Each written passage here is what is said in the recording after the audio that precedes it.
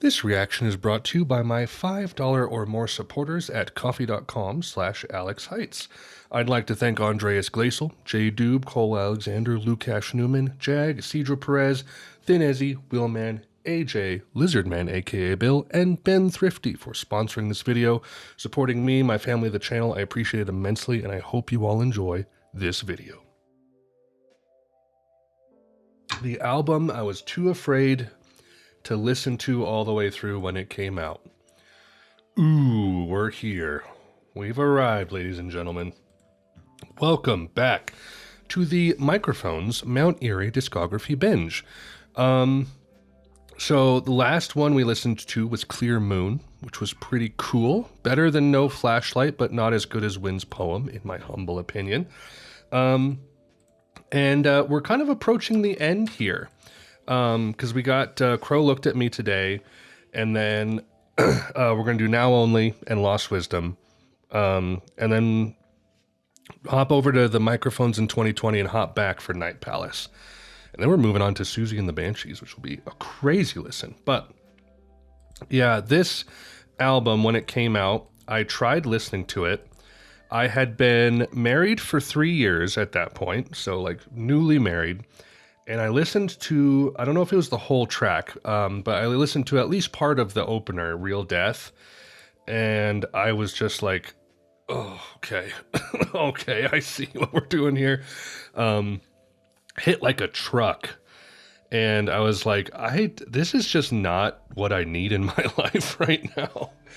Now is not the time for me to be listening to this. And honestly, like, I had also just had my daughter the year before too, so it's like that in and of itself was very raw in the lyrics of the opener as well. So I was just like, I need to set this aside, and I'll do it some other time.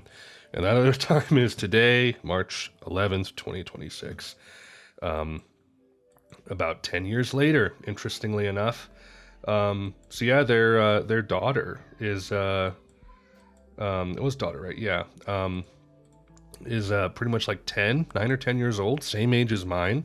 Crazy. So yeah, this I know had like a lot of, you know, I wouldn't say press, but like hype around it because of, first off, you know, like a huge tragedy for Phil. I feel very sorry for him to have gone through this. I could not imagine the pain. But also just like as a different type of album, and the fact that he wrote it primarily on his wife's instruments in the room that she died in, which looking through the Wikipedia, it's a little uplifting to see at the end. Where did I read that? Hold on. Hold on. Sorry, I'm catching up. It's a really big Wikipedia article.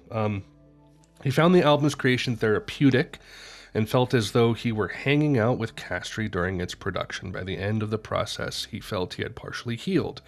In an interview a year after the album's creation, he expressed disbelief that he had been able to make an album under the circumstances. No freaking kidding, dude. So yeah, we got a doozy coming up ahead of us. I am really intrigued to listen, but I also, I don't want to be riddled with despair, and I'm hoping that it actually has some form of like moving through the grieving process within it.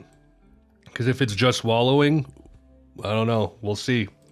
But for those who don't know, I do unedited reactions on my Coffee page, coffee.com/AlexHeitz for $5 a month.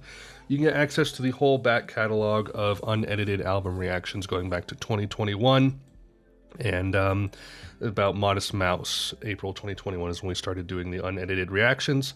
So you can get access to that entire back catalog, including all of these Microphone and Mount Eerie reactions as well.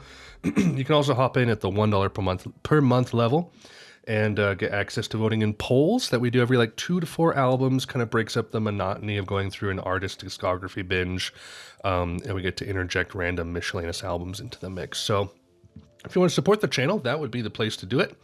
Also, got to shout out NordVPN, link in the description for them. Great VPN with great speeds and great prices. If you are in need of one, I recommend you check out the link in the description. A crow looked at me. So, yeah, I don't really know exactly how to characterize how I feel going into this. Like, first off, I hopefully only will say this once and it won't have to come up multiple times. Just to set the record clear, I have a different worldview than Phil does. He's more materialistic. I myself am a Christian, so we're coming at death from very different angles here. And from a materialist side, it is a harrowing, heavy thing. And so, like, I really hope that I don't end up feeling like just this sense of like despair and tragedy and like sorrow for Phil through all of this. But we'll have to see. You know, it's just one of those things of life that you have to kind of reckon with. But yeah, the 41 minutes, largely just kind of simple acoustic guitar stuff. We also have accordion. There's some piano, drum machine. This is apparently one of like the only or first albums he ever recorded like straight to like digital, as far as like just recording it into a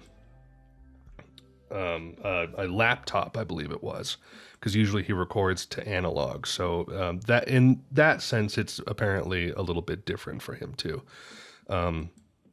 Yeah, I don't know. I don't have a whole lot more preamble I'm going to add to this.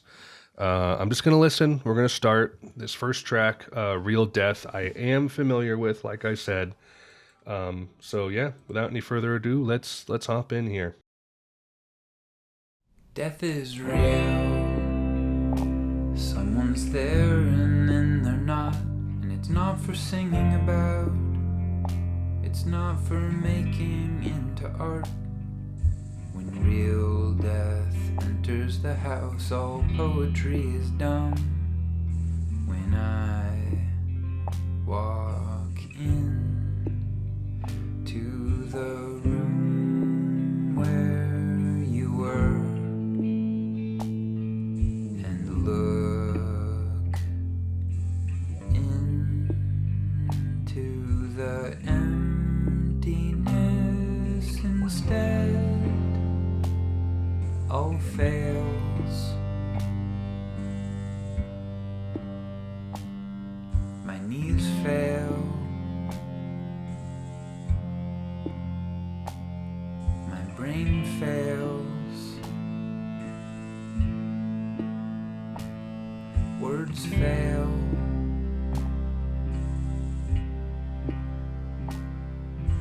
Crusted with tears, catatonic and raw, I go downstairs and outside and you still get mail.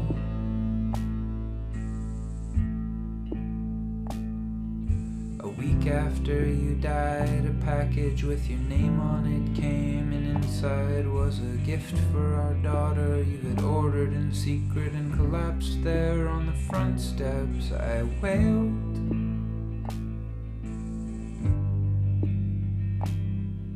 A backpack for when she goes to school a couple years from now. You were thinking ahead to a future you must have known deep down would not include you, though you clawed at the cliff you were sliding down, being swallowed into a silence that's bottomless and real.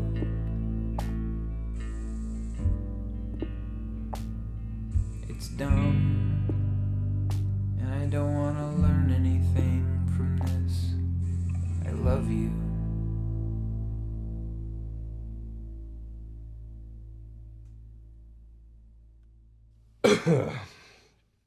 Heavy opener, man. You know what? I agree. It is dumb. It is dumb. The bit at the end about the daughter just slays. I think that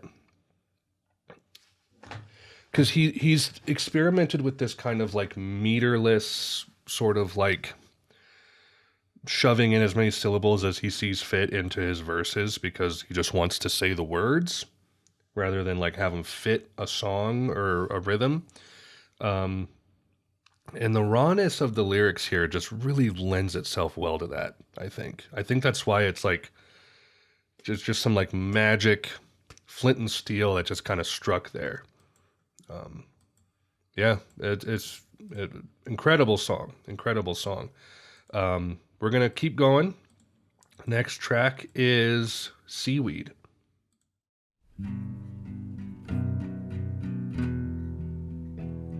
Our daughter is 1.5. You have been dead 11 days. I got on the boat and came to the place where the three of us were going to build our house. If you had lived,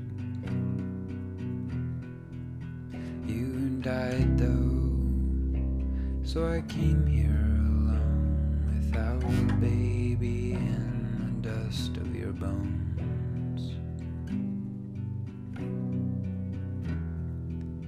I can't remember. Were you into Canada geese?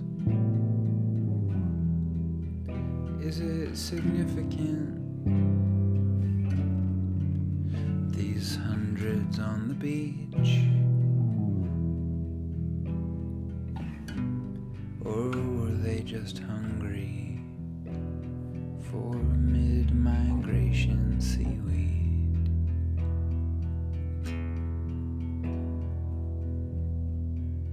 What about foxgloves? Is that a flower you liked? I can't remember. You did most of my remembering for me.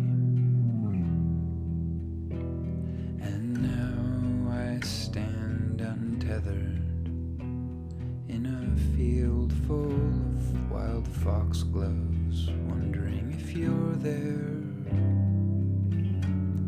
or if a flower means anything.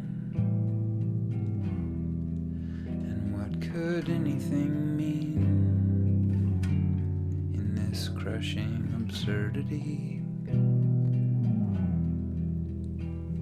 I brought a chair from home. I'm leaving it on the hill, facing west and north, and I poured out your ashes on it, I guess so you can watch the sunset. But the truth is I don't think of that dust as you.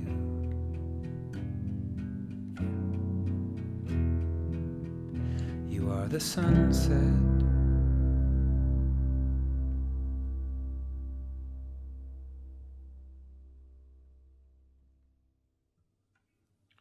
Still doing his sudden song endings, huh?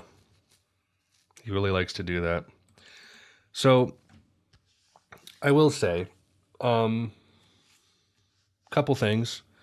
Apparently, she was diagnosed with pancreatic cancer in 2015, passed away on July 9th, 2016. So it doesn't necessarily make it any easier, but when you have kind of some like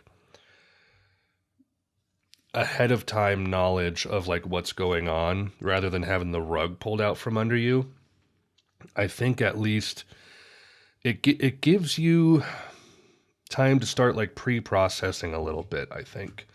I mean, I don't know. I've never had to experience something like this, but second thing, I feel it does feel hard to talk about this like a piece of art because it does feel so confessional that like when like I was going to say like, oh, this is kind of reminding me of Lost Wisdom as far as like very simple guitar, some sparse electric guitar, feels very intimate and raw and subtle in that way. And I'm like, should I be like talking about the album like this? I think it's okay too. He released it to the public. It exists as a work of art, even though like the content in it is sort of almost anti-art in a weird way. It's like reading someone's diary set to word music. So yeah, that was interesting. Like I mentioned, the Lost Wisdom parallel there. I like the very sparse electric guitar that's just kind of there for texture. And then the really dissonant piano chords that came in at the end too were quite nice. Yeah, not a whole lot to add. I'm gonna just keep going. Next track is Ravens. In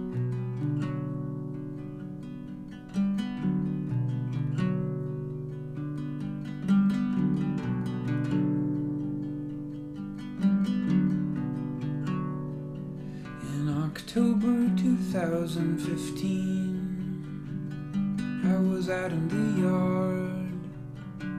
I'd just finished splitting up the scrap 2x4s into kindling. I glanced up at the half-moon, pink chill refinery cloud light. Two big blackbirds flew over, their wings whooshing and low. Two ravens, but only two. Their black feathers tinted in the sunset.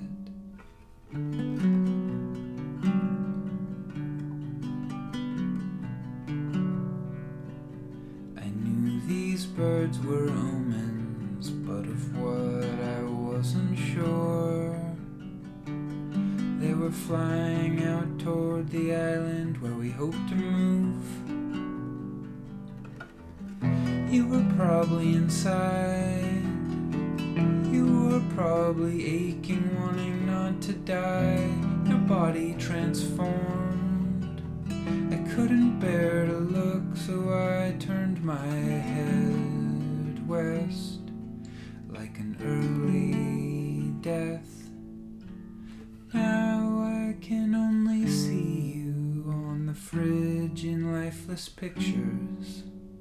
And in every dream I have at night, and in every room I walk into, like here where I sit the next October, still seeing your eyes, pleading and afraid, full of love, calling out from another place because you're not here. I watched you die in this room, then I gave your clothes away.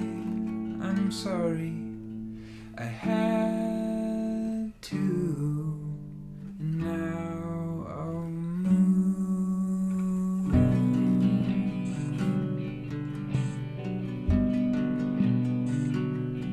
I will move with our daughter. We will ride over water with your ghost underneath the boat. What was you is now burnt bones, and I cannot be at home. I'm running, grief flailing.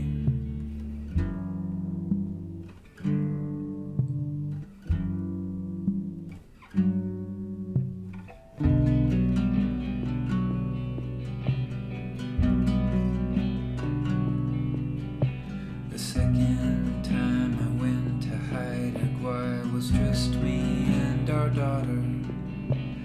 Only 1 month after you died, my face was still contorted, driving up and down, boots wet inside, aimless and weeping. I needed to return to the place where we discovered that child less.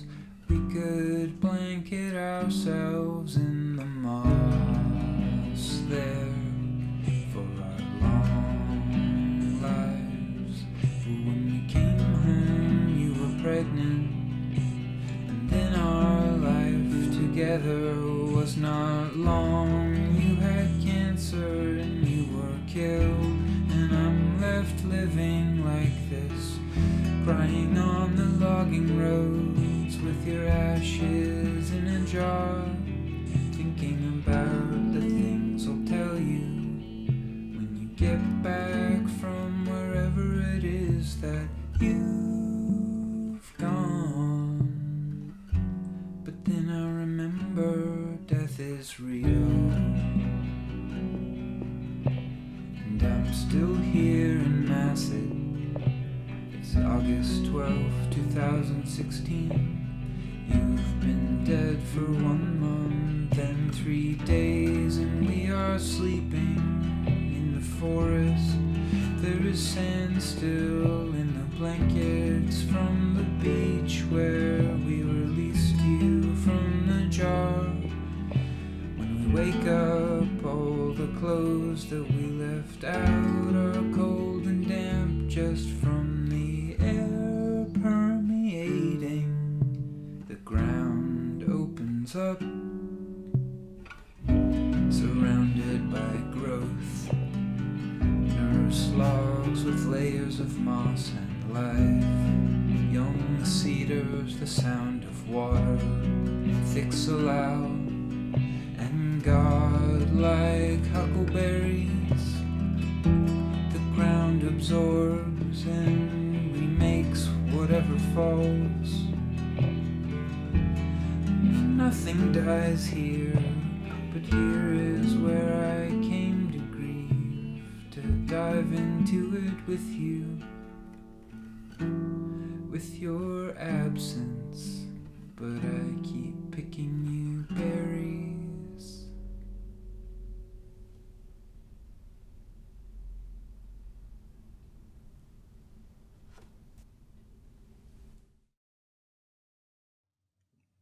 Ravens. Excuse me. Ravens. The pit of despair. Wow. Continuing this same form, it's super stream of consciousness, isn't it? It's just kind of like, it's just sort of flowing through these songs and these ideas. Also, am I wrong? It's kind of non-linear, isn't it? Because the last song, Seaweed, you've been dead, you've been dead 11 days, and then this one was 1 month and 3 days. So maybe they're going in order. I don't know, kind of hard to tell. But yeah, I was kind of thinking as this was going along, like, because he's written music about death before. Arguably, that's like the entirety of what the Mount Eerie Microphones album is about. And so, again, it feels wrong to say it this way because it's a real person who went through real things. But like how poetic it is for him to be like making such a concept album like Mount Eerie, and then making something like this when he like experiences it right close to home. And much like what he says in the first song, it's not for singing about, it's not for making into art. When real death enters the house, all poetry is dumb. And I'm very curious to see, because I know the next two albums after this, Now Only and Lost Wisdom Part 2, still feature lyrics and songs about his wife's death, or death in general, I suppose. And I'm curious to see, like, because he said this was very cathartic for him, and I want to see what Now Only sounds like when we get to it, because it came out, hold on, website's not loading. It came out only a year later, and was actually recorded in 2017, the year that Crow Looked at Me came out. So I don't know how similar it is as far as like lyrical structure and tone. You know what I mean? Because it seems like he does kind of start to get back toward his old ways by at least Night Palace.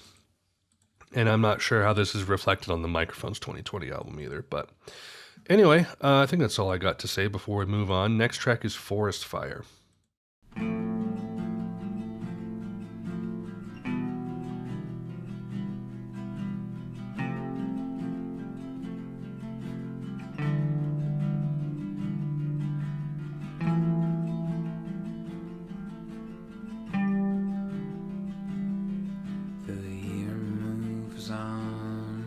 Without you in it, now it is fall without you.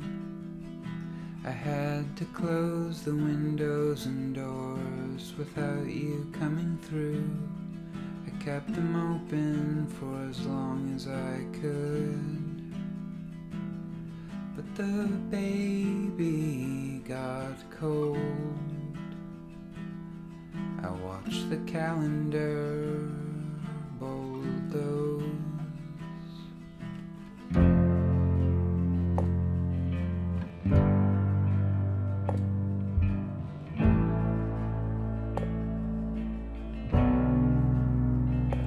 This whole past summer was a lingering heat wave, and I remember late August, our open bedroom window going through your things with the fan blowing and the sound of helicopters and the smell of smoke from the forest fire that was growing, billowing just on the edge of town where we used to swim. They say a natural cleansing devastation, burning the understory, erasing trails. There is no end, but when I'm kneeling in the heat, throwing out your underwear, the devastation is not natural or good. You do belong here. I reject nature. I disagree. In the hazy light of forest fire smoke, I looked across at the refineries and thought that the world was actually constantly ending, and the smell and roar of the asphalt truck that was idling just at the window, tearing up our street. I missed you, of course, and I remember thinking the last time it rained here, you were alive still, and that this same long heat that I was in contained you. And in this same heat, I opened the window next to you on your last morning, so you could breathe, and then so you could ghost away. And now, so the room will hopefully stop whispering.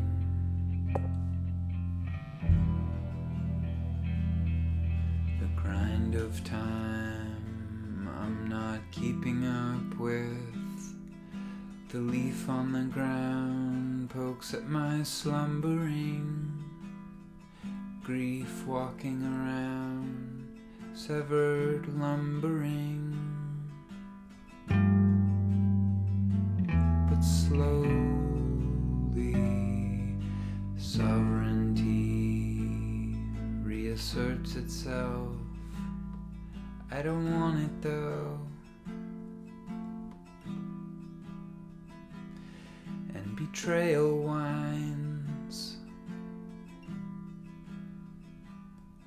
Who and how could I live?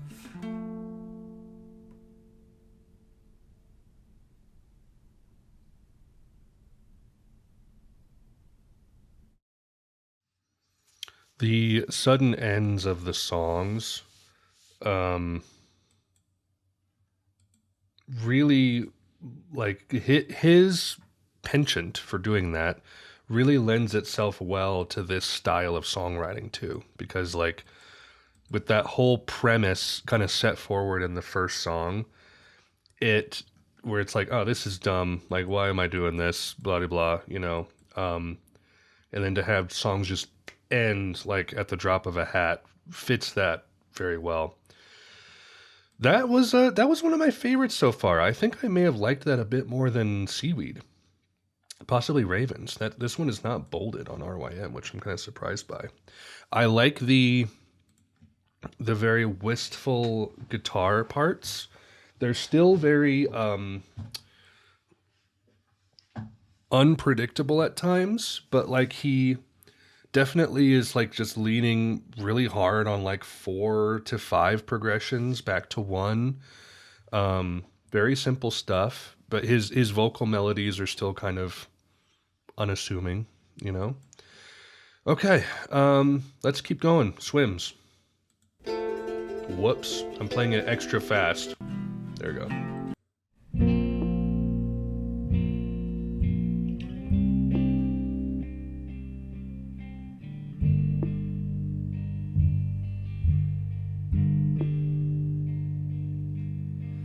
I can't get the image out of my head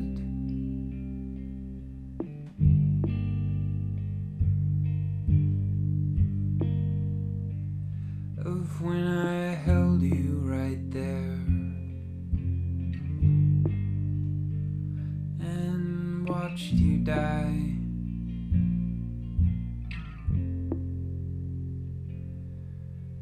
Upstairs in the back bedroom of our house where we have lived for many years.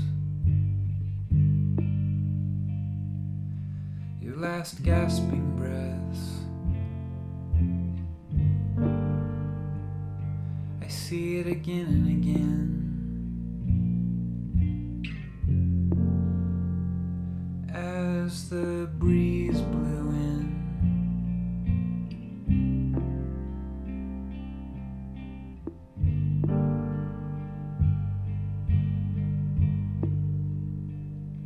The room I still don't go in at night because I see you.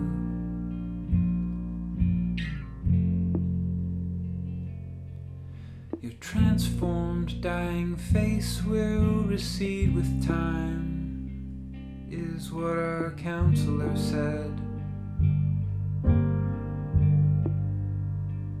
Who we walked to every Monday, holding hands, slower every week with your breathing, until we had to drive.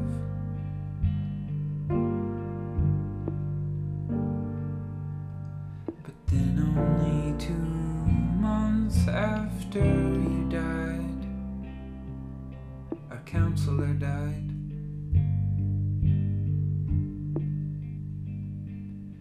All at once, her empty office with no light on, as if her work was done.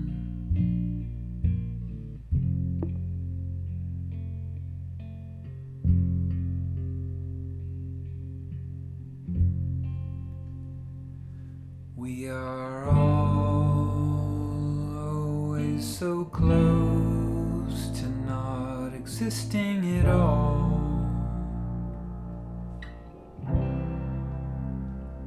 except in the confusion of our survived bodies grasping at the echoes.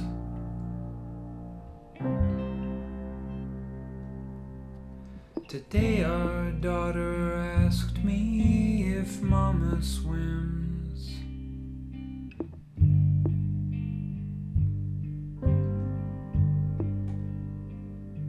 I told her yes she does,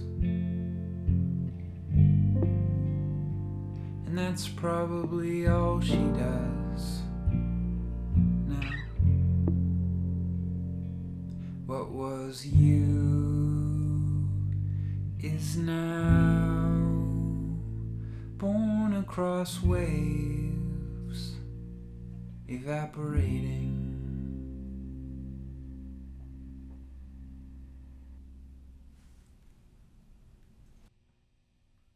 End of side one. I liked the kind of like minor seven chords that were kind of mixed in there. Almost gave it like a jazz vibe a little bit. Very soft, very contemplative kind of track. Nice. Nice. Not a whole lot to say on that one other than I enjoyed the atmosphere of it. What a side one though. Holy cow. All right, My Chasm is next.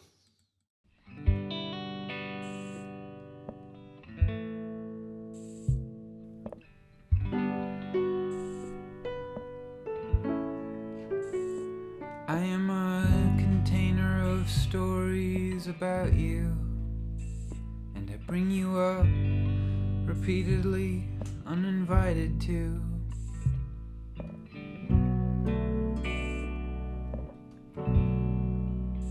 Do the people around me wanna keep hearing about my dead wife? Or does the room go silent when I mention you shining alive? I live with your absence, and it's been 2 months since you died. I'll speak to your absence and carry our stories around my whole life.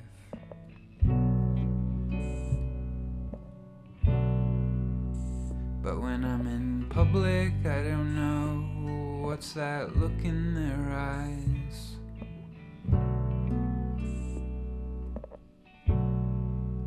I now wield the power to transform a grocery store aisle into a canyon of pity and confusion and mutual aching to leave.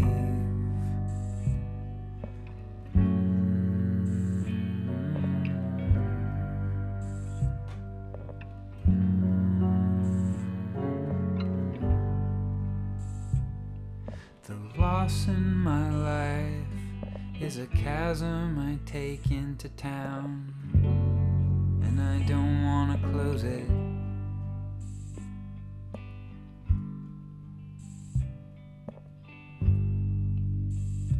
Look at me.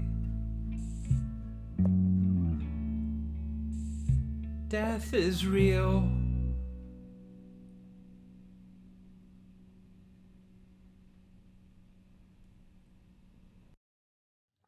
Kicking off side two. Man. I wanted to say this on the last track and I didn't remember to. I was like, there's something I wanted to say. It was this. I really like the room tone. Because like he's recording in what I imagine is an untreated room.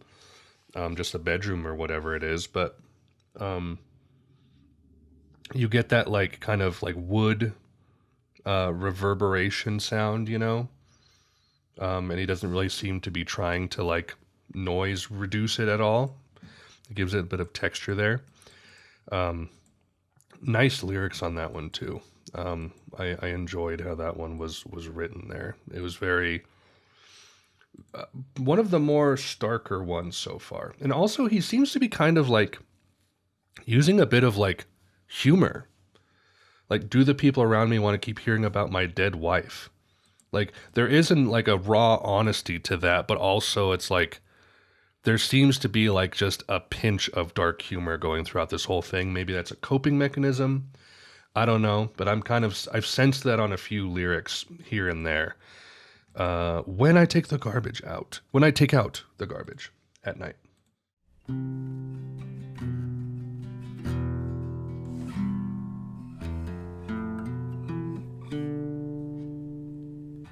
When I take out the garbage at night, I'm not with you then exactly.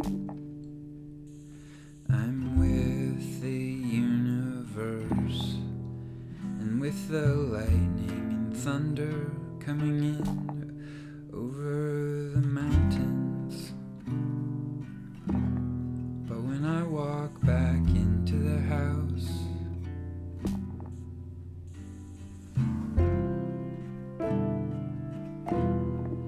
looking up at the window from the back step, the dark window of the room that you died in, the big empty room on the second floor. Cold because I won't close the window, just in case something still needs to leave. I stand in the yard and look up.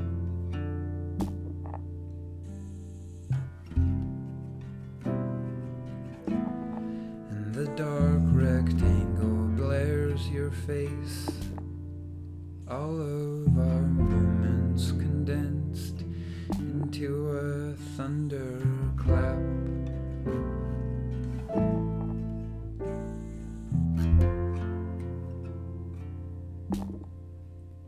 When I take out the garbage at night and then have to go back in and live on.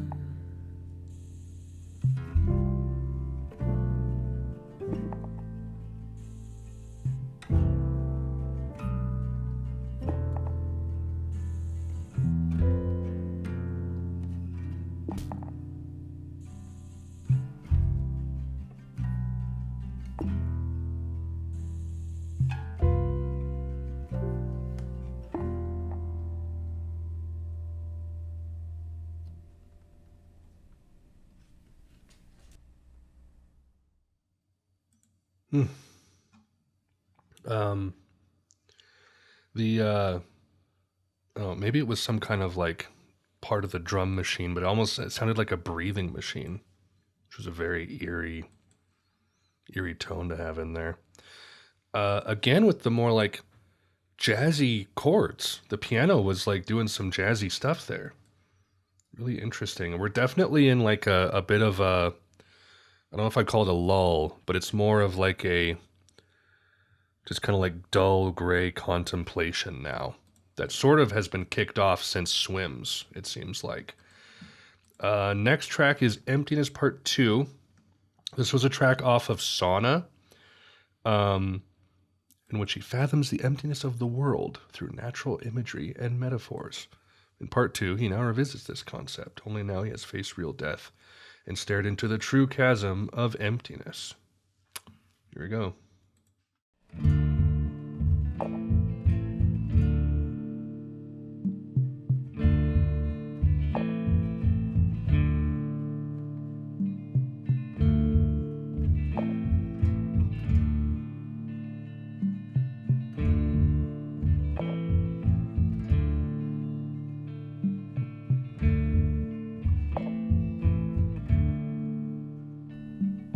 Feeling of being in the mountains is a dream of self-negation. To see the world without us, how it churns and blossoms without anyone looking on.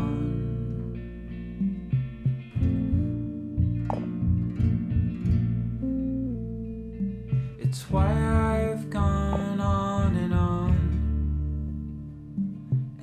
why I've climbed up alone. But actual negation, when your person is gone, and the bedroom door yawns.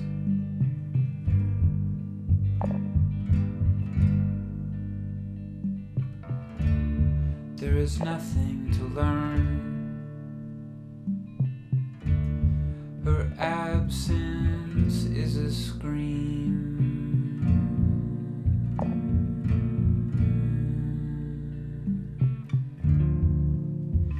Saying nothing.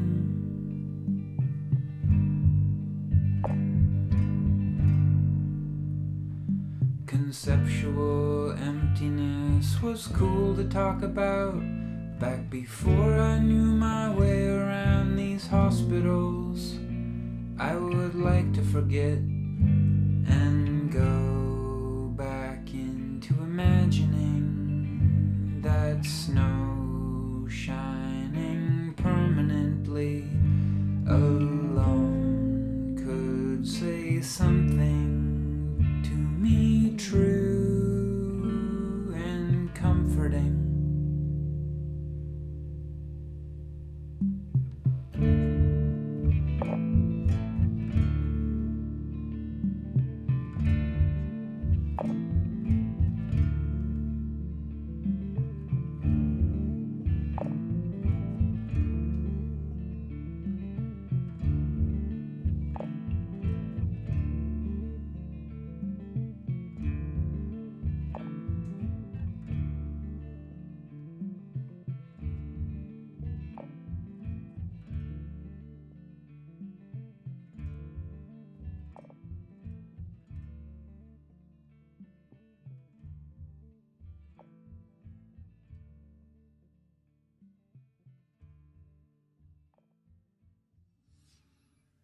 We got the long board fade, huh? Wow. I like the little doo-doo-doo-doo-doo at the end. I was gonna say something, I forgot again. Dang. These lyrics have been great. A lot of imagery about like mundane, benign kind of things, but like realizing that you were kind of living your life through the lens of like being married, having a spouse who's, there with you for so much of your life, and then seeing the world without them present. It's like the world looks different. It's kind of like a repeating motif that I'm seeing throughout this. Conceptual emptiness was cool to talk about before I knew my way around these hospitals. It's also reminding me that I haven't listened to Hospice by the Antlers in a long time. Also a very difficult album, but 3 tracks left to go, everybody. I want to get through this to kind of talk about the whole thing, because like I wouldn't call this an exhausting listen, but it definitely has not been enjoyable. Like there's been stuff in the songs that I think are cool, but like none of these. It's weird because like I would listen to Dawn or Wind's Poem or Lost Wisdom and be like, man, I want one of those like killer fill tracks to come in. Like I want to Glow Part 1. I want a Map to hit me. And with this, it's like I'm not hoping for a good song. It's like it's just I'm like I said, I'm going through someone's like grief journal set to very honest raw music that is still somewhat avant folk in a way, in spirit. So Toothbrush /Trash.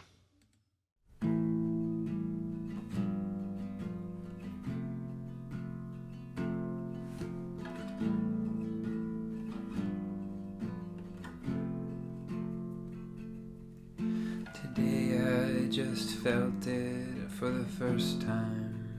3 months and 1 day after you died, I realized that these photographs we have of you are slowly replacing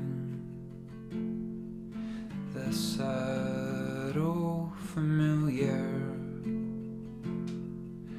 memory of what it's like to know you're in the other room, to hear you singing on the stairs, a movement to pinecone your squeaking chair, the quiet untreasured in between times, the actual experience of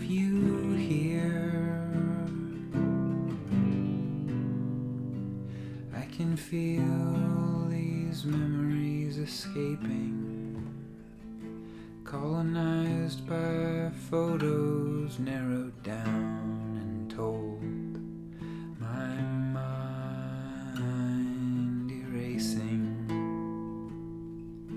the echo of you in the house dies down.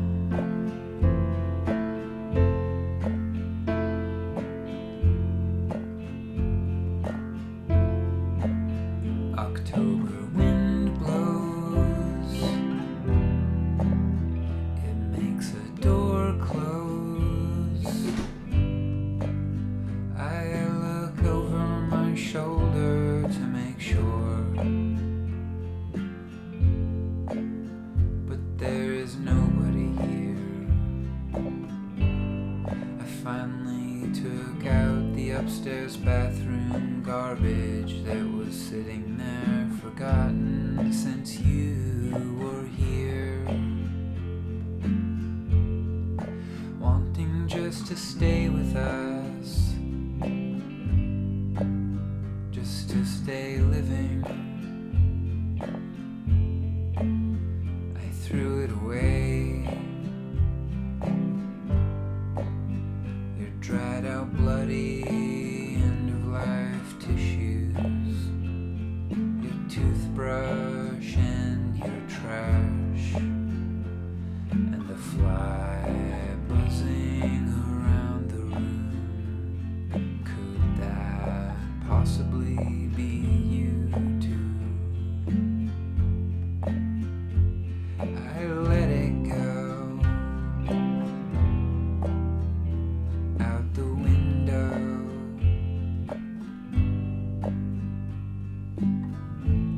It does not feel good.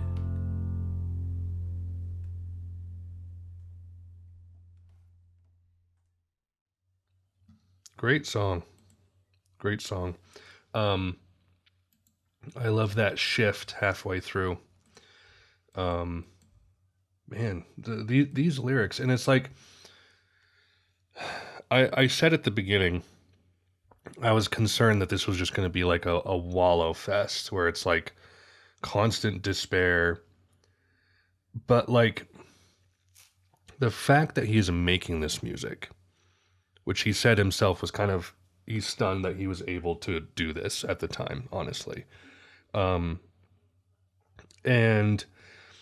the specific poetry that is in these lyrics, which I find interesting. He said all poetry is dumb when real death enters the room. And then he comes up with this incredible poetic imagery of just like a grocery store aisle seeming like a canyon, and the dark window, or the dark rectangular square, whatever he called it, of the window from the backyard.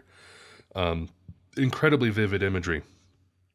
But like this song in particular definitely feels like a moving on. It's like, especially with like taking out that upstairs garbage.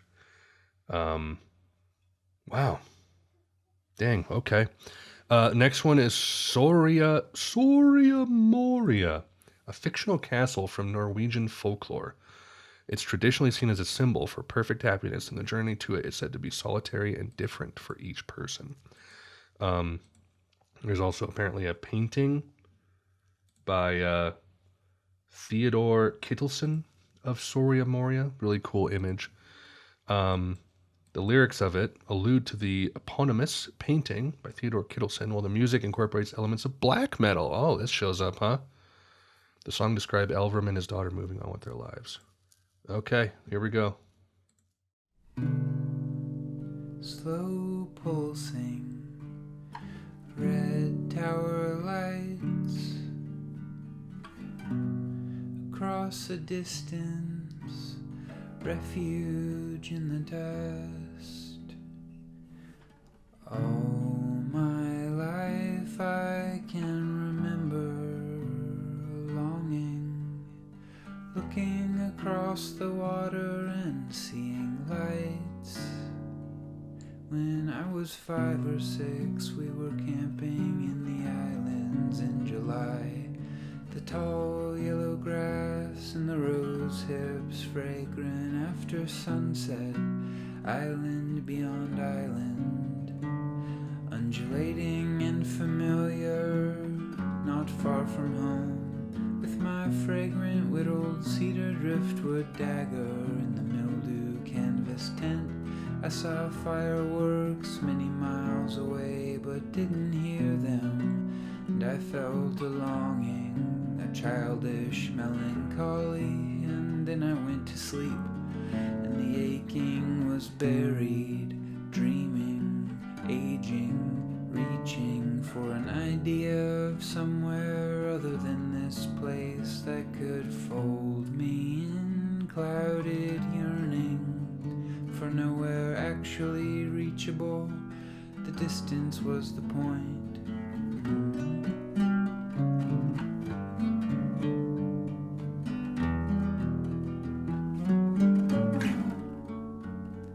And then when I was 24, I followed this ache to an Arctic Norwegian cabin where I said, fuck the world, in a finally satisfying way. I stayed through the winter and emerged as an adult, holding a letter from you, an invitation. So I flew back and drove back, and when we met in person, it was instant. It didn't matter where we lived as long as we were together, and that was really true for 13 years, and the whole time still slow pulsing red tower lights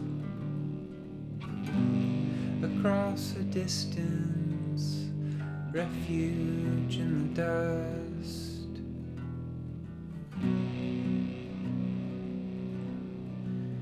In January you were alive still, but chemo had ravaged and transformed your porcelain into some other thing, something jaundiced and fucked. They put you in the hospital in Everett, so I gave the baby away and drove up and down I-5 every night like a satellite, bringing you food that you wanted, returning at night to sleep in our bed, cold. I went back to feel alone there, all past selves and future possibilities on hold, while I tore through the dark on the freeway, the old yearning burning in me. I knew exactly where the road bent around, where the trees opened up and I could see way above the horizon, beyond innumerable islands, the towers on top of the mountain lit up slowly, silently beaconing, as if to say, just keep going. There is a place where wind could erase this for you, and the branches could white noise you back awake. So I went back to feel alone there, but cradled you in me.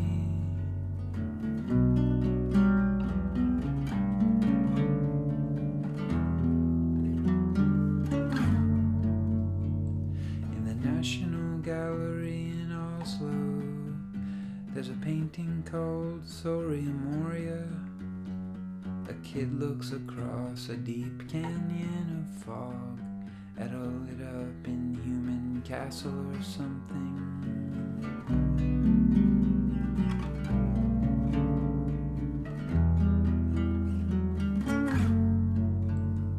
I have not stopped looking across the water from the few difficult spots where you can see that the distance from this haunted house where I live to Soria Moria is a real traversable space. I'm an arrow now, mid-air.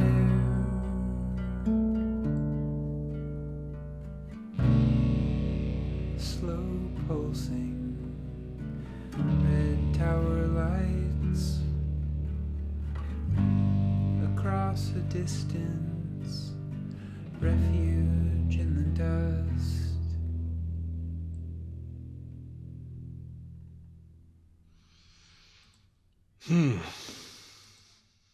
Fascinating.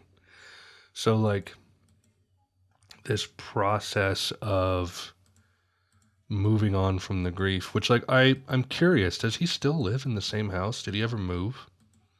Oh, maybe I'll learn that here in a bit if I do more investigating. We'll see. Yeah, not.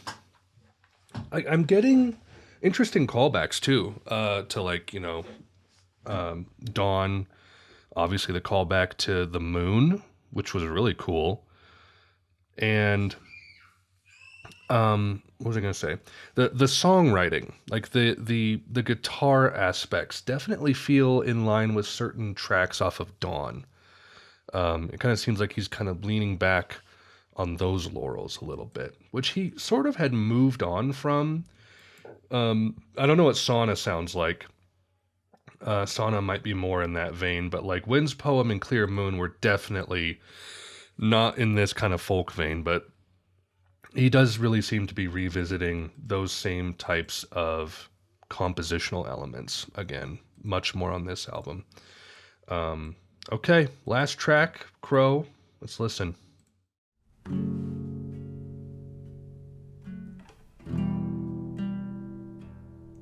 Sweet kid, what is this world we're giving you? Smoldering and fascist with no mother. Are you dreaming about a crow? In the middle of November, we went back into the woods right after breakfast to see if we could see this past August's forest fire zone. On the hill above the lake, the sky was low and the wind cold. The trail was closed. At the barricade I stood listening. In my backpack you were sleeping with her hat pulled low. All the usual birds were gone or freezing. It was all silent, except the sound of one crow following us as we wove through the cedar grove. I walked and you bobbed and dozed. Sweet kid, we were watched and followed, and I thought of Genevieve. Sweet kid, I heard you murmur in your sleep. Crow, you said. Crow, and I asked, are you dreaming about a crow? And there she was.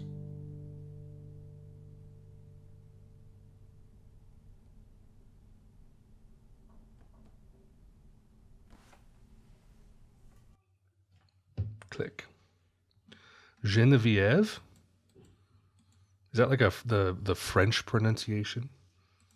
Or is Genevieve a different name? I don't know. Wow. Very understated closer, huh? Interesting lyrics.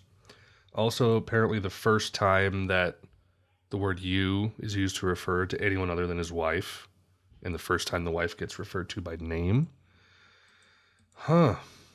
Wow. And there's so much to like read about on all of these songs because like Phil has talked about all the different songs kind of at length. Um, wow. Okay. Well, I'm just gonna just shift and just talk about the album as a whole. Um, really, really great. Really great. I it's so like unreviewable though, like uncategorizable. Like I can only like rate it for myself where I would say like this is not one of my favorite on first listen, not one of my favorite albums from him. Um but also it's a bit of an apples and oranges kind of a deal where it's like this is a singular unique expression of art that has never really been done this raw and honest in this format. And a lot of what Phil had done previously kind of led up to this. Compositionally, lyrically, and like to have such brutal honesty here on display is very harrowing. And I'm relieved that it wasn't like there's a certain type of like nihilistic, cynical, existential heaviness that certain things have at times. Like I think of like death metal and stuff like that, where it's just like no glimmer of sunlight anywhere to be found. Whereas this, it's bittersweet, but you can tell he's moving through the process. He's not stuck. It's just certain things are like hitting him at random times, and he writes songs about them. And there's like an element of beauty to that. And like, because when I wrote my one and only novel that I've written, link in the description, as I was writing it, I kind of realized that, especially with the ending I gave it, it was sort of an album about going through the grieving process of having lost someone. And once I realized that, I kind of restructured it slightly to sort of hit those motifs a little bit harder. And I've never had to deal with like someone really close to me passing away. So, I did that voyeuristically. I did it as, Phil may have done with the Mount Eerie album back in the day. I don't know.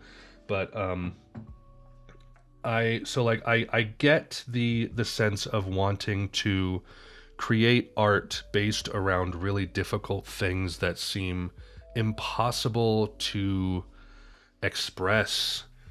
And that's the thing about grief. 'Cause like, I guess, I mean, I'm technically wrong. We had a miscarriage.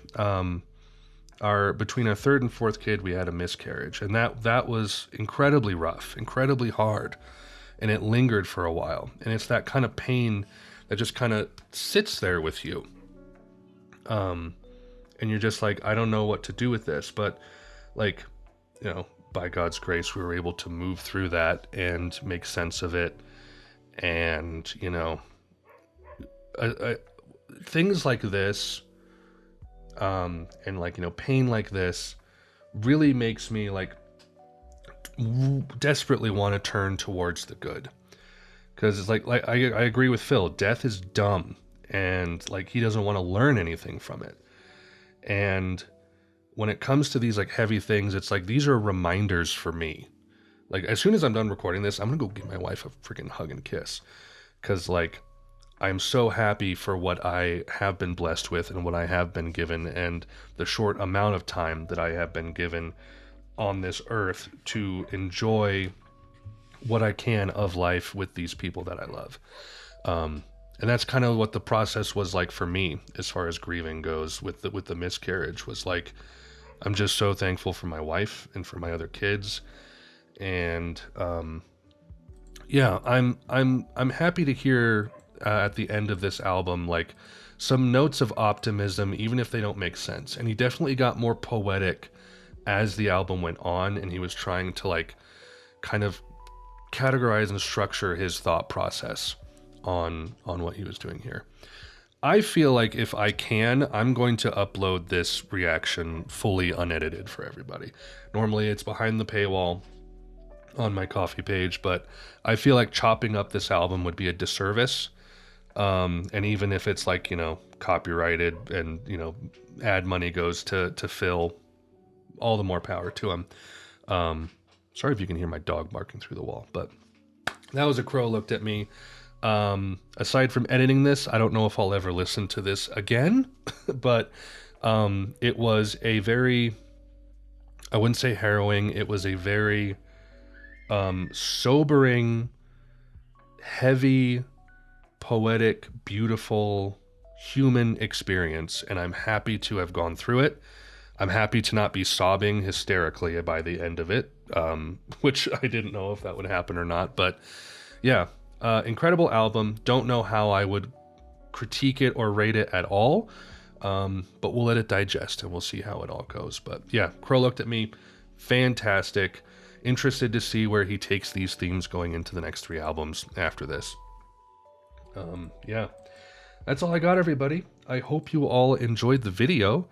I don't know. Do you think I'm emotionless for not crying by the end? I don't know. I bore my soul a little bit there. Not as much as Phil did, but yeah, there we have it. Things to plug, coffee.com/AlexHaitz.